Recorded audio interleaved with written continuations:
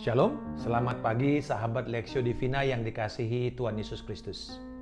Episode ketiga dari seri Yesus akan berjudul Allah Putra atau God Son. Teks renungan kita dari Ibrani pasal yang pertama ayat 7 sampai dengan 12. Dan tentang malaikat-malaikat, ia berkata, yang membuat malaikat-malaikatnya menjadi badai dan pelayan-pelayannya menjadi nyala api. Tetapi tentang anak, ia berkata, takhtamu ya Allah, tetap untuk seterusnya dan selamanya. Dan tongkat kerajaanmu adalah tongkat kebenaran. Engkau mencintai keadilan dan membenci kefasikan. Sebab itu Allahmu telah mengurapi engkau dengan minyak sebagai tanda kesukaan, melebihi teman-teman sekutumu. Dan pada mulanya, ya Tuhan, Engkau telah meletakkan dasar bumi, dan langit adalah buatan tanganmu. Semuanya itu akan binasa, tetapi engkau tetap ada. Dan semuanya itu akan menjadi usang seperti pakaian. Seperti jubah akan engkau gulungkan mereka, dan seperti persalinan mereka akan diubah. Tetapi engkau tetap sama, dan tahun-tahunmu tidak berkesudahan. Penulis kitab Ibrani mengutip setiap bagian dari ayat-ayat ini dari Mazmur, sehingga memberikan tautan antara perjanjian lama dengan perjanjian baru. Penulis ingin menjelaskan bahwa Yesus Kristus bukanlah ciptaan sebagaimana layaknya malaikat-malaikat yang adalah ciptaan dan pelayan Allah. Tetapi Yesus adalah Allah yang menjadi manusia, pribadi Tritunggal yang kedua, Allah yang memiliki supremasi melampaui seluruh bala tentara malaikat sorgawi. Dimulai dari ayat yang ke-6 dikatakan, dan ketika ia membawa pula anaknya yang sulung ke dunia, ia berkata, semua malaikat Allah harus menyembah dia. Inilah gambaran yang terjadi dalam peristiwa kelahiran Yesus di Bethlehem, di mana bala tentara sorga mengumandangkan kelahiran dan mereka melayani sang putra. Dia disembah oleh malaikat, maka ia adalah pribadi Allah. Dikatakan bahwa anak sulung ini turun ke dunia. Lalu kemudian di dalam ayat yang ke-7 yang merupakan kutipan dari Mazmur 104 ayat yang keempat menjelaskan sekalipun malaikat-malaikat itu penuh kuasa, mampu menyatakan dirinya dalam badai dan juga dalam nyala api yang menakutkan, tetapi tetaplah mereka hanya pelayan-pelayan Allah saja. Malaikat-malaikat ini juga menjadi pelayan-pelayan Yesus Kristus, pelayan sang putra itu, sang anak. Di sini Yesus membuktikan otoritasnya atas malaikat-malaikat sorga ketika ia juga berkata kepada murid-muridnya pada waktu para pengawal bait suci itu beserta dengan tentara Romawi berusaha untuk menangkap Yesus di Getsemani. Lalu salah seorang muridnya itu menghunus pedang dan memotong telinga salah seorang pengawal bait suci. Yesus berkata kepada murid ini, sarungkan pedangmu. Lalu dia berkata, atau kau sangka bahwa aku tidak dapat berseru kepada Bapakku supaya ia segera mengirim lebih dari 12 pasukan malaikat membantu aku? 12 pasukan itu kira-kira ratusan ribu jumlah malaikat. Satu malaikat saja cukup untuk menghancurkan banyak area. Apalagi kalau itu sampai ratusan ribu malaikat yang berkumpul. Ini menunjukkan bahwa Yesus memiliki otoritas untuk malaikat-malaikat itu melayani dia. Kontras dengan keberadaan malaikat yang hanya pelayan, Allah Putra justru memiliki sifat keilahiannya.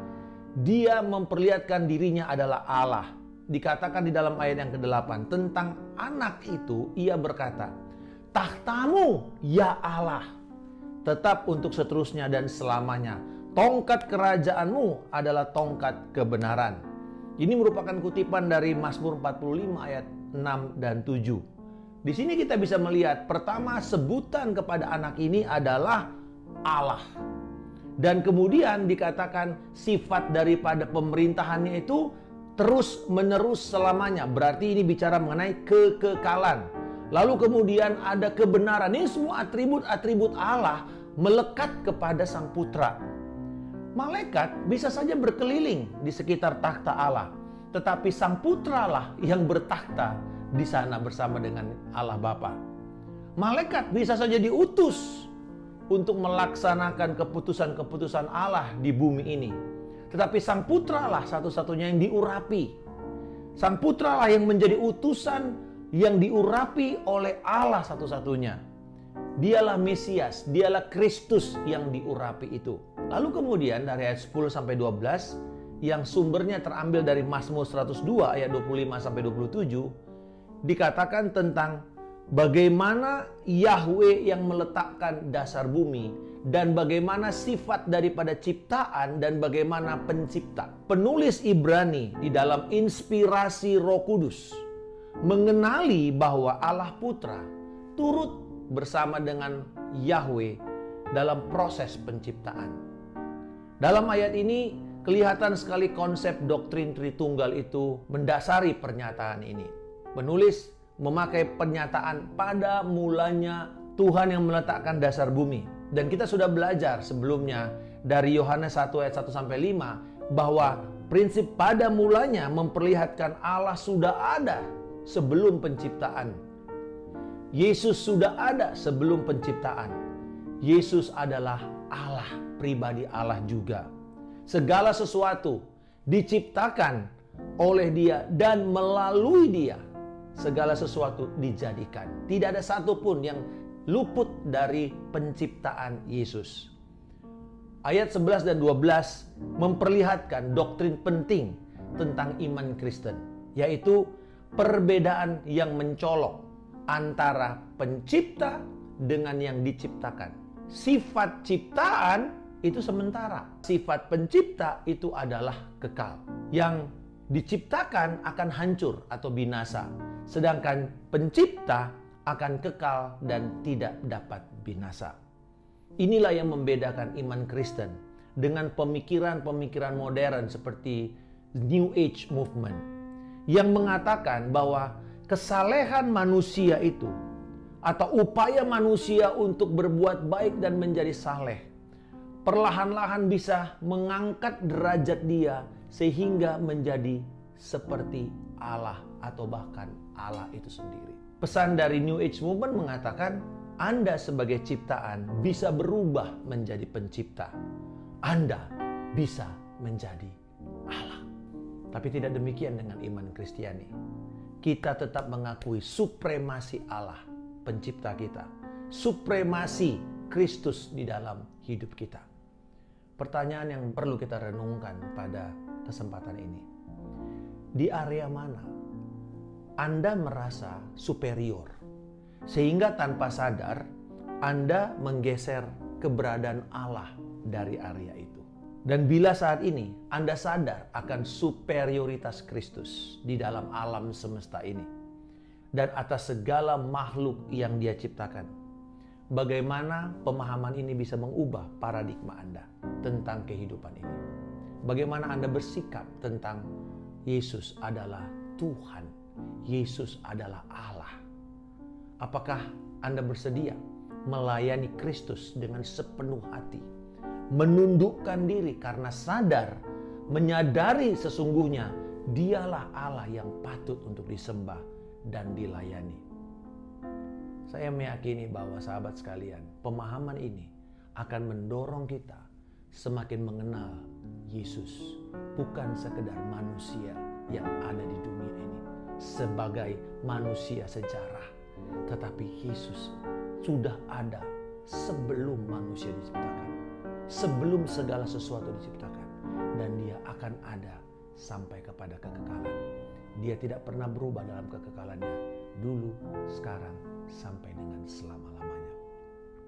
Bapa di surga, aku bersyukur atas pernyataan Kristus adalah Allah. Kristus yang lebih tinggi dari segala malaikat. Dia yang layak untuk menerima segala penyembahan dan pelayanan terbaik dari umat yang telah ditebusnya. Tunjukkanlah Tuhan bagian-bagian hidupku yang saat ini masih kuanggap superior, yang mampu menggeser kehadiran Tuhan di dalam area hidupku ini Tuhan. Oh, ampunilah aku Tuhan bila itu ada dalam hidupku. Berikanlah aku kerelaan untuk menyerahkan bagian itu ke dalam kuasa-Mu, ke dalam pimpinan-Mu. Sehingga Engkau yang layak menjadi Tuhan dan Juru Selamat hidupku. Dari hari ini sampai nanti Engkau datang menjemputku kedua kalinya. Di dalam nama Tuhan Yesus Kristus, aku telah berdoa dan mengucap syukur. Haleluya. Amin.